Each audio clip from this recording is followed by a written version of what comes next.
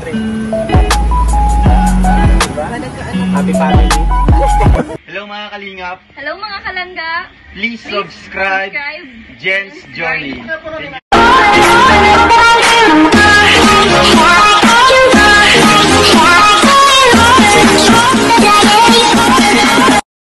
Kalingap at mga kalangga, welcome back to my YouTube channel, Jen's Journey. For today's video, syempre magre-reaction po tayo. But before that, don't forget to subscribe and to support the founder of Kalingap, syempre Kuya Bal Santos Matubang, Ate Edna Vlogs, Kalingap Rab, at ang buong team Kalingap, mga Ambassador Rhea Olarte, Kalingap Che Morelo Vlogs, Kalingap Jose, and syempre ang mga Kalingap vlogger, syempre Walok Malalag, Rachel Morales Vlog, Daddy Donat TV, Ate Lorny TV, Kuya Reto Bena, Kuya Brooks, at ang buong team Kalingap, syempre ang mga vlogger po na naandyan, syempre andyan po sila Kalingap Mick Agnes, syempre, sino pa ba? Kalingap Awi, syempre Kalingap Angeli, Baby Girl, John London Official, and of course, Kalingap Tare, Papsi, Kalingap Gilbert, Kalingap Lydia, Mara 77, and Kuya Ken's TV, syempre Brother Past. Marami po pong iba guys. Syempre Alpi TV, Provinciano 2.0, Regan Vlog, GRO, John Rivera Official, Justin Aguirre, Alice Librada, and of course Pidgey Scheme Official. So ang dami, di ba? So hello sa aking mga subscribers and viewers. Thank you for supporting me always. So laging nandyan po para sa akin. So thank you very much guys. And of course, dito magre-reaction po tayo sa vlog ni Daddy Donat. Shoutout sa iyo, Daddy Donat TV. So, hindi pa po nakasubscribe kay Daddy Donat TV, dalawin niyo po ang kanyang channel. Please like, comment, and share sa kanyang mga upload. And syempre, subscribe and click the notification bell para lagi po kayong updated sa kanyang mga upload. And of course, syempre dito sa latest vlog niya po kay Ivan. So, kung naalala niyo po, yung magkapatid na nakatira sa kulungan ng baboy. So, although matagal na hindi naka-vlog ulit si Daddy Donat kasi nga na busy sa life niya. So, syempre may latest vlog po siya na binalikan niya. So, kahit pa po hindi po pala siya naka-vlog, nag-Boracay sila, alam naman po natin na nag-holiday po sila. Pero, nasimula na po pala yung pabahay niya doon. So, maraming salamat sa mga sponsor sa pabahay kila Ivan, yung magkapatid na nasa kulungan ng baboy. So, alam naman po natin na may bahay na po yun silang napatayo, pero suddenly, hindi po natapos. So, gawa po ng kahirapan ng buhay, no? Kaya po yun nakita ni Daddy Donat at na-i-vlog, no? Eh, syempre, sa swerte po na may mga sponsor po na handang tumulong para mapatapos po yung bahay nila. So, napakaswerte po na magkapatid na to. Although meron naman po silang lupa, pero wala po silang pampatapos ng kanilang bahay. Kaya doon po sila nakatira temporary sa kulungan po ng kanilang baboy. So, di ba? Kasi yung bahay nilang luma, wala pong bubong. Pero yung sa kulungan ng baboy, may bubong. Kaya doon muna sila tumira, pansamantalang magkapatid. Pero yung papa nila is nasa Manila daw, nagtatrabaho, kaya sila lang naiwan magkapatid. So, ayun na nga, kaya nakita to sila ni Daddy Donat, no? Kasi nga, naawa, no? Kasi parang nadaanan yata to ni Daddy Donat na ganito yung sitwasyon. So, na-interview niya, ayan, sila lang pala magkapatid, maybe 4. So, may isa pa nga na si Ivan. Ito po yung lalaki. So, ito po yung ang kapanayam ni Daddy Donat at ni Provinciano 2.0. Shout out po kay Provinciano 2.0. At isupport nyo din po si Provinciano 2.0. So, syempre, ayan, so, hindi lang napagawa agad yung bahay kasi yung mga karpentero is busy, no? Alam po natin na ginagawa yung bahay nila Rachel kasi ang gagawa noon, parang yun din po yung gagawa dito kila Ivan, pero parang ngayon, ang ginagawa na parang hindi. Kasi talagang busy yung karpentero. Mismo ang bahay ni Daddy Donat. Bahay ni Daddy Donat, hindi masisimulan pa. So, shout out sa bahay mo, Daddy Donat, na talagang lumalaban pa hanggang ngayon. In one day, magiging mansion din yan. So, laban lang, no?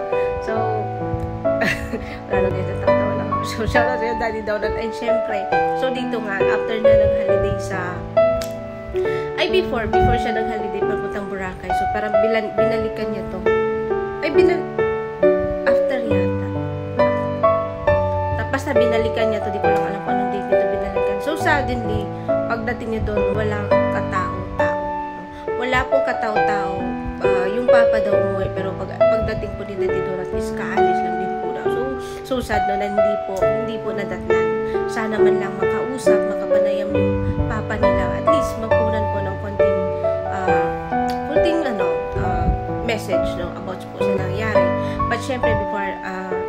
suddenly nakaalis na po daw. So, syempre, eto na po ni Daddy Donut na sinimula na po pag ng bahay, kasi nakita po natin may yung bahay natin, parang green na yung wall niya, kaya yun, kailangan yun siya baguhin, hindi man baguhin na, as in sirahin, kumbaga takpan lang, and then bubong, tapos yung flooring, tapos dito sa gilid lalagyan daw ng for sa kitchen nila, pero yun nga ang swerte po nila, ang swerte po ng pamilyang to, at syempre, nung nadatan po nila na wala pong kataw-tao, no? So sa akin lang po, in my personal opinion, na sana, kung nag-chat lang siguro si Daddy Donut na pupunta siya, siguro may taong may iwan doon, or baka doon sa Paralan, pero yun nga, lagi po natin sinasabi, eto, swerte, ang swerte na po yung kumakatok sa inyo, sa pamilya po ni Ivan, sa mga magkapatid, sa magulang, swerte na po yung kumakatok sa inyo, na papatapos po inyong ang bahay ninyo, may sponsor. Sana po,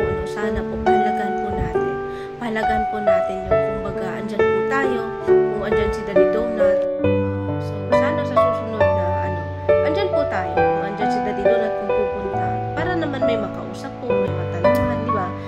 Swerte, napakaswerte niyo po, kasi ang swerte na yung kumakatok sa inyo. Ang dami pong nangarap na mapabahayan po ng mga vlogger na to, ng mga kalingap vloggers. Ang dami pong nangarap ng ganitong sitwasyon, pero sa inyo, pusa po kayong kinakatok.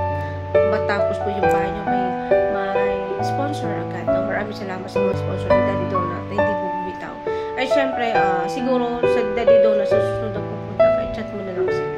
Para may madatnan ka talaga at hintayin ka nila kung sakaling or paglala nila ng oras, kung may lakad, pwede nila i-cancel. No? Kasi ang po, napupunta ka doon, wala ka pong makausap, no? Wala ka pong mahingi ng matanong man lang ng update or ganito, ganyan. Pero so suddenly, it's okay, no? Suddenly, it's okay naman, wala naman hindi naman big deal. Pero yun nga, yun yung sana natin, na sa susunod, sana may, kahit may madatnan man lang siya na tao para makausap. Pero suddenly, nalaman po pala niya, ito yung pinakasal. Si Ivan pala, yung lalaki, yung pangalan, is nag-asawa na. Iniwan yung magkapatid na babae. No? So,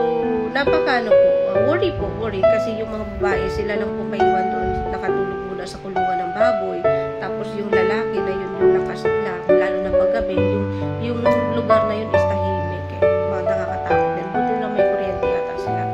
So, wala na yung lalaki, naiwan na lang doon yung mga babae. So, nakakatakot po isipin, di ba? Pero, wag naman po. So, etong mga babae, kailangan talaga Daddy Donut, na matapos na yung bahay. At least, kung sila na lang naman naiwan, yung bahay, secure po sila, no? Safe po sila sa loob na natutulog sila. Lalong-lalo na po na ang naiwan ay puro mga babae. Kasi yung papa nila, bihira na kasi nasa Manila. So, etong kuya nila, na panganay, nag-asawa naman. So, iniwan yung mga magkapatid. So, siguro about naman sa personal needs nila, pagkain, andyan naman po yung papa nila, siguro nagsusuporta, pero hirap pa rin, pero at least meron, no? Pero eto, number 1 nilang pangailangan, eto yung bahay, no? Ang bahay nila kasi para safe po sila magkapatid at malaking tulong po, lalo na po na sila ay nag-aaral. Kasi nung dati nasilip ko na nag-study sila sa loob, syempre, solar ba o kuryente, parang gano'n. Pero mahirap din ba kasi sa kulungan ng mama, hindi po komportable. Unlike kung matapos po itong bahay, no? Not bad naman po kasi may lupa sila, yung bahay na lang kailangan tapusin. So, ayan, maraming salamat po. Yun lang po yung isang sana, na sana sa susunod po pagbalik ni Daddy Donut, may mga kausap po siya at may madatnan po siya. Ito naman si Ivan, nag-asawa ko, nasa malapit ka lang nakatira, dalaw-dawalawin po yung mga kapatid mo, no? Kasi andyan na po yung swerte sa inyo. Pahalagahan niyo po. Ito sa mga kapatid mo, no? Tuloy lang po kayo sa pag-aaral, mga langga, no? Hindi po hadlang ang kahirapan para po kayo ay makatapos. Basta ang importante, may motivation po kayo. At may sincere po kayo makatapos para po yan sa inyong kinabukasan. No, sa ngayon, andyan si Daddy Donut, ang mga sponsor. Napakaswerte ninyo, pahalagaan ninyo. At ipagpasalamat nyo kung anong meron. No? Ayan, isang karangalan po na isang Daddy Donut. May pabahay naman po. May itatayo or natatayo. Siyempre, first yan ang Samanete tribe.